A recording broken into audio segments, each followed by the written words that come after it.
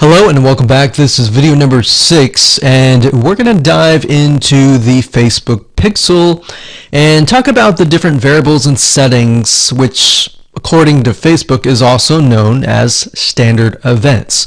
Basically all that means is that you're going to have a different code or different keyword for different scenarios. So we're taking a look right now at a standard Facebook Pixel. Now I've blurred out or put X's in the area of my Facebook Pixel ID. So you know that this is going to be your Facebook Pixel ID. Now if you go to facebook.com and you look for their standard events, you're going to see a list of different event codes. So you can see add to cart. This can track anytime somebody adds an item to the cart. So if you're selling maybe physical items or e-commerce or even digital items and they add it to the cart, you want to use the standard event code here. And what that means is you are going to take this code and put it in your Pixel code, and then you're going to put that code on that page. You have another one called add payment info. This tracks when the payment information is added in the checkout flow. So you're going to add that to that specific page. Now some of these will relate to you, some of them will not. So you can see complete registration. This is great for if somebody is trying to fill out a form and you're trying to get them to fill that form out and you want to track did they fill that form or not. If they didn't, then this code would not be triggered. If they did, then of course they would land on the page after they fill out the form and you would put that code on that page. We can see contact, which is if they went to a contact page and they contacted you, you could put that on the code and on that specific page.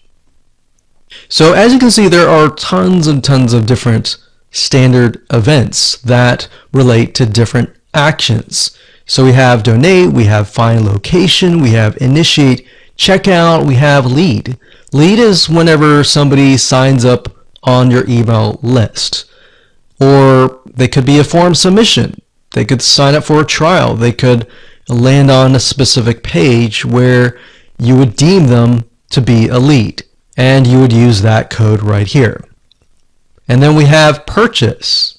They also have a code for that and a value. So if you're using USD in the United States of America, and you would put the number here. So if it was $47, you would put 47.00 USD. If you were not using USD and you were using your own country's money symbol here, it could be Canadian, it could be AUS for Australia, you could put that here. And then we have schedule, we have search, we have start trial, we have submit application, we have subscribe, we have view content. So view content could simply mean they're viewing a special piece of content. So it could be something like the blog post, right?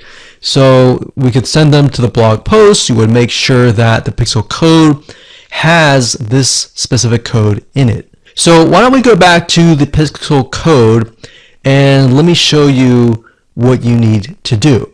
So let's say, for example, view content. So you're going to highlight this, click copy, and then you're going to go back to the Pixel code here. And the only item that you want to change is this item here. So where it says FBQ, parentheses, track, comma, page view, we're going to remove that. And then we're going to put that here. So in this case, it's view content and page view is going to be removed. So what we're going to do now is we're going to take this code and put it on the special piece of content page where we want to track it.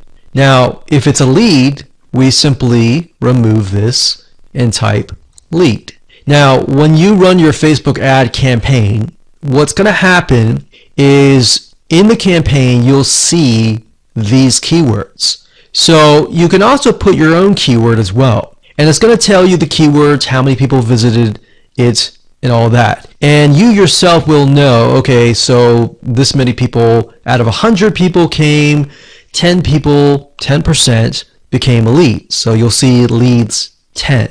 And that will give you an idea of what is actually converting. So let's do something else. Let's go back up here and let's do purchase. So we're going to copy this. We're going to go back here. And instead of a lead, we're going to copy and paste this here. This is track purchase value. Let's say it's $47, and that's all you need to do. And you're going to need to take this piece of code and put it on the page that they see after they purchase. So whatever page that they are sent to or redirected to immediately, you need to put that piece of code on that page. Now, let's say, for example, that we have a funnel, and the funnel is an opt-in page. So in that case, the opt-in page is going to have a pixel code, and the track will be something like this.